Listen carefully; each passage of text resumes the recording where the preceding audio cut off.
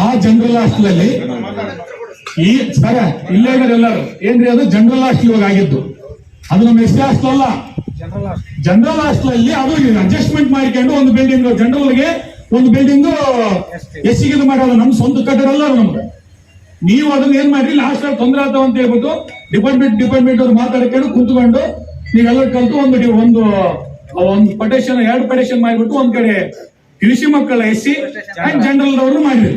ಸ್ವಂತ ಬಿಲ್ಡಿಂಗ್ ಯಾರು ಸ್ಯಾಂಕ್ಷನ್ ಮಾಡಿಲ್ಲ ಇಲ್ಲ ರೀ, ಕೇಳ್ರಿ ಕುಂತ general building sir, general office building sir. ಇನ್ನು ನಿಮ್ಗೆ ಮಾತಾಡೋರು ಇದಾರೆ, ಇರ್ಲಿ ನಮ್ದೇ ಬಹಳ ಆಗ್ತದ. ನೀವು ಒಳ್ಳೆದಾಗಿ ಮಾಡ್ರಿ. ನೆಕ್ಸ್ಟ್ ಟೈಮ್ ಕೂಡ ಎಲ್ಲ ಹಾಸ್ಟೆಲ್ ವಿಸಿಟ್ ಮಾಡಿ ಎಲ್ಲರೂ. ನೀವಷ್ಟೆಲ್ಲ ನಿಮ್ಗಷ್ಟು ಹೇಳ್ತಿಲ್ಲ ಸರ್ ನಾನು. ಇದು ದಯವಿಟ್ಟು ಅರ್ಥ ಮಾಡಿಕರಿ. ನಾಳೆ ನಿಮ್ಮ ಮಕ್ಕಳು ಕೂಡ ಯಾವ್ದು ಹಾಸ್ಟೆಲ್ ಓದ್ತಿರುವಾಗ ಆ ಮಕ್ಕಳಿಗೆ ಯಾರಿಗೊಬ್ಬ ಅಲ್ಲಿ ತೊಂದರೆ ಕೊಟ್ಟಾಗ ಅವ್ನು ಸಂಧಾನ ಮಾಡಕ ನಿಮ್ಮ ಮಕ್ಕಳಿಗೆ ನೀವು ಮಕ್ಕಳು ಮನೇಲಿ ಇರ್ತಾರ, ಅವ್ರಿಗೆ ಅಳ್ತಿರ್ತಾರ, ಏನೋ ಕಿರಿಕಿರಿ ಮಾಡ್ತಿರ್ತಾರ, ಬೈಕ್ ಬೇಕಂತಿರ್ತಾರ, ಎಣ್ಣೆ ಬೇಕಂತಿರ್ತಾರ, ಏನೋ ಒಂದು ಸೈಕಲ್ ಬೇಕೇ ಬೇಕು ಇವತ್ತಂತಾರ. ಮತ್ ನಿಮ್ಮ ಮಕ್ಕಳಿಗೆ ಒಂದು 500 ರೂಪಾಯಿ ಕೊಟ್ಟು 200 ರೂಪಾಯಿ ಕ್ವಾರ್ಟರ್ ತಗಪ್ಪ, 300 ರೂಪಾಯಿ ಬೀರ್ದು ದಿನ ತಿನ್ನು ಅಂತ ಹೇಳ್ಬೇಕು. ನೀವು ಹಾಸ್ಟೆಲ್ಗಳು ಹೊಲಸೇರಿಸ್ಬಿಟ್ರಿ ನೀವೆಲ್ಲರೂ ಕಲ್ತು. ನಮ್ಮಂತವ್ರು ಹೋದಾಗ ಮರೆಯಲಾರ್ದಂಗ ಮಾಡ್ಬಿಟ್ರೆ ಹೇಳ್ದಾರಿವ್ರಿ. ಪ್ರಶಿಷ್ಟ ಪಂಗಡದ ತಾಲೂಕಾಧಿಕಾರಿಗಳು, ಸಮಾಜಕರಣ ತಾಲೂಕಾಧಿಕಾರಿಗಳು ಇವರೇ ಹೇಳೋದಲ್ಲಿ ನಮ್ಗೆ ಹೋಗ್ಲಾರ್ದಂಗೆ ಮರೆ ಮಾಡಿ ಅಂದ್ರೆ ಅವ್ರು ಬಂದ್ರೆ ಏನಾಗ್ತದಪ್ಪ, ನಾನು ಇಲ್ಲೇನು ಕುಮಾರ್ ನೀನ್ ಎದಕ್ಕೆ ಹೇಳ್ತಾನೆ, ಇಲ್ಲ ಏನ್ ಬೇಕು ಎಲ್ಲ ವ್ಯವಸ್ಥೆ ಮಾಡಿಕೊಡ್ತೇನೆ. ಏನ್ ವ್ಯವಸ್ಥೆ ಮಾಡ್ತೇವಪ್ಪ ನೀನು? ಅವ್ರಿಗೆ ಓದಂತ ಹೇಳು.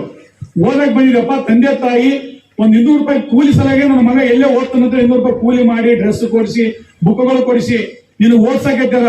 ಅವ್ರ ಬೆನ್ನುಗಳು ಕರಂಗ್ ಮಾಡ್ಕೊಂಡು ಇವತ್ತು ನನ್ನ ಮಗ ಬೇಸಿರ್ಲಿ, ನನ್ನ ಬಟ್ಟೆಗಳಾದ್ರು ಚಿಂತಿಲ್ಲ, ನನ್ನ ಮಗ ಕಾಲಕ್ಕೆ ಚಪ್ಪಲಿ ಇರ್ಲಿ, ನನಗ್ ಚಪ್ಪಲಿ ಇರ್ಲಿಕ್ಕೆ ಬರಲ್ಲ, ನನ್ನ ಮಗನ ಕಾಲಕ್ಕೆ ಚಪ್ಪಲಿ ಇರ್ಬೇಕು, ಶೂಸ್ ಇರ್ಬೇಕು, ಒಳ್ಳೆ ಬ್ಯಾಟ್ ಇರ್ಬೇಕು, ಡ್ರೆಸ್ ಇರ್ಬೇಕಂತೇಳಿ ಅವ್ರು ಎಷ್ಟೇ ಕಷ್ಟಪಟ್ಟು ಅವ್ರ ಮಕ್ಕಳನ್ನ ಹಾಸ್ಟೆಲ್ಗೆ ಹಾಕಿದ್ರೆ ಇಲ್ಲಿ ಆ ಹುಡುಗನ ಕೈಲಿಂದ ಅಲ್ಲಿ ಯಾರ ಸಿಬ್ಬಂದಿ ಕೈಲಿಂದ ನಮ್ ಕಿರಿಕಿರಿ ಆದ್ರೂ ಅವ್ರಿಗೆ ನಾವು ಮ್ಯಾನೇಜ್ಮೆಂಟ್ ಮಾಡ್ಬಿಟ್ರೆ ಆಯ್ತು ಅಂತ ಹೇಳ್ಬಿಟ್ಟು ನೀವು ಈ ತರ ಹುಡುಗನ ಅಡ್ದಾರಿ ಇರುವಂತ ಕೆಲಸಗಳು ಮಾಡ್ತಾರಲ್ಲ. ನಿಮ್ಗೆ ಯಾರು ಕೇಳೋರಿಲ್ಲ. ನೀವು ಒಂದ್ಸತಿ ಹಾಸ್ಟೆಲ್ಗಳಿಗೆ ಹೋಗ್ರಿ. ನಾವು 8ನೇ ಕ್ಲಾಸ್ 9ನೇ ಕ್ಲಾಸ್ ಹೋದಾಗ ಸರ್ಕಲ್ ಸಾಬುಗಳ ಹಾಸ್ಟೆಲ್ಗಳಿಗೆ ಬರ್ತಿದ್ರು. ಬಂದು ಒಂದು ಭಯದ ಬಗ್ಗೆ ಅವರಿಗೆ ಒಂದು ತೀರ್ಚು ಮಾಡ್ತಾ ಇದ್ರು. ನೀವ್ ಈ ತರ ತಪ್ಪು ದಾರಿಗಳನ್ನ ಇದ್ರೆ ನಮ್ ಕಣ್ಣಿಗೆ ಬಿದ್ರೆ, ನಮ್ಮ ಇದಕ್ ಬಂತಂದ್ರೆ, ನಮ್ಮ ವಿಚಾರದಾಗ ಬಂತಪ್ಪ ಅಂದ್ರೆ ಹೊರಕ. ನಾನು ಕೂಡ ಕೆಲವು ತಾಲೂಕು ಅಫ್ಸರಿಗೆ ಹೇಳಿದೆ, ಇಲ್ಲಿ ಸಿಗಲ್ ಹನುಮಂತ ಒಂದ್ಸತಿ ಹೇಳಿದ್ದೆ, ಅಣ್ಣ ಹೋಗಿ ಬರಮ್ಮ ಹಾಸ್ಟೆಲ್ಗೆ ಅಂತ ಹೇಳಿ. ಕೆನಲಗಡ್ಡೆ ಮೇಲೆ ಇತ್ತು. ಸಾವಿರಲ್ಲಿ ಹೋದ್ರೆ ಸಂಘಗಳಲ್ಲಿ ಚಾಕ್ ಸಿಕ್ಕಾಗ ಬಾಟ್ಲುಗಳು ಸಿಕ್ಕವು. ಮತ್ತೆ ಈಗಲೂ ಕೊಟ್ಟಿದ್ದಾರೆ. ಬೀರ್ ಬಾಟ್ಲು ಕೈ ಹಿಡ್ಕೊಂಡು ಕೋಟ್ ಹೇಳ್ತೀವಿ ಅಲ್ಲಿ ಅವ್ರ ರೂಮ್ ನಲ್ಲಿ. ಮತ್ತೆ ಕೆಲವು ಹಾಸ್ಟೆಲ್ಕಂತ ಇನ್ನು ಬೇರೆ ಅವ್ರನ್ನ ಕರ್ಕೊಂಡ್ಬಂದು ಕೂಡ ರೂಮ್ ನಲ್ಲಿ ಮಾಡ್ಲಾರ್ದಂತ ಕೆಲಸಗಳು ಮಾಡಿದ್ದಾರೆ. ಮತ್ತೆ ಇವೆಲ್ಲ ನಮಗ್ ಸಂಘ ಸಂಸ್ಥೆಗಳಿಗೆ ಗೊತ್ತಾಗ್ತಾವ. ಮತ್ತೆ ನೀವೇನ್ ಕೆಲಸ ಮಾಡ್ತಾರೆ ಇಲ್ಲಿ? ಒಬ್ಬ ತಾಲೂಕು ಎ ಗ್ರೇಡ್ ನಲ್ಲಿ ಇರ್ತಕ್ಕಂಥ ಆಫೀಸರ್ಗಳು. ಮತ್ತೆ ನೀವೇನ್ ನಮಗೆ ಹೆಂಗ್ ಗೊತ್ತಾಗ್ತಾರಲ್ಲ ಆಫೀಸ್ ನಲ್ಲಿ? ನಾವು ಓಡಾಡ್ಬಿಟ್ರೆ ಏನಂದ್ರಿ, ಅಲ್ಲಿ ಒಂದು ಹಾಸ್ಟೆಲ್ ನಿಂತ್ಬಿಟ್ರೆ ಏನೋನ ಕಡಿಮೆ ಬಿದ್ದನಪ್ಪ ಇವನು ನಾವು ಅಸಲ್ ಯಾವ ಕಡಿಮೆ ಬಿದ್ದು ಕೈ ಚಾತ ಸುಳ ಮಕ್ಕಳು ನಾವಲ್ಲ ಅಂತ ಕೆಲಸಕ್ಕೆ ನಾವು ಹೋಗಂಗಿಲ್ಲ. ಅದ ಅವಶ್ಯಕತೆ ಇಲ್ಲ ನಮಗೆ. ಯಾವನ್ ಇನ್ನೊಬ್ಬಲಿಂದ ನಾವು ಬೇಳೆ ಎಣ್ಣೆ ತುಪ್ಪ ತಗೊಂಡು ಬದುಕೋ ನನ್ನ ಮಕ್ಕಳಲ್ಲ, ಅದ್ ನಮ್ಗೆ ಅವಶ್ಯಕತೆನೇ ಇಲ್ಲ. ನಾವು ಹೋಗಿರ್ತೀವಿ, ಹಾಸ್ಟೆಲ್ ಅಲ್ಲಿ ಏನ್ ಸಮಸ್ಯೆ ಇರ್ತದ ನೇರವಾಗಿ ನಿಮ್ಗೆ ಮುಟ್ಸುವಂತ ಕೆಲಸಗಳು ಬಾಳ ಸತಿ ಮಾಡಿ ನಾವು. ಅದು ಬಿಟ್ಬಿಟ್ಟು ಆ ಹುಡುಗ ಹಂಗ್ ಮಾಡಿ ನೋಡು, ಇವ್ನಿಂಗ್ ಮಾಡಿ ನೋಡು, ಅದಂಗೈತ್ ನೋಡಿ ಇದಂಗೈತ್ ನೋಡು, ಸ್ವಲ್ಪ ಅಮೌಂಟ್ ಹಾಕಿ ಅಲ್ಲಿ ಊಟ ಕುಂತೀನಿ, ಇಲ್ಲಿ ಡಾಬಾಗ ಕುಂತೀನಿ, ಇದು ಕೆಲಸ ನಮ್ ತಲ್ಲಿ ನಡೆಯಂಗಿಲ್ಲ. ನಾವು ಮಾಡೋದು ಕೂಡ ಇಲ್ಲ.